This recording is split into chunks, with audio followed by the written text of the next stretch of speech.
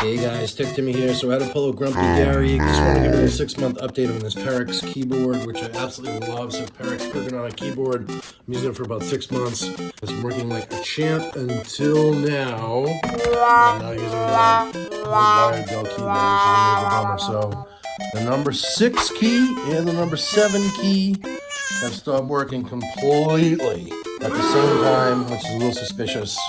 So not loving that, and I've given this keyboard my highest recommendation.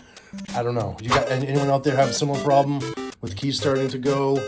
If you drop a comment below, let me know. I'd appreciate it. But here's my 6-month update on the Perixx keyboard. Wish I had better news, guys. I really like this keyboard, but now I'm tempted to buy another one. Let me know what you think. Cheers.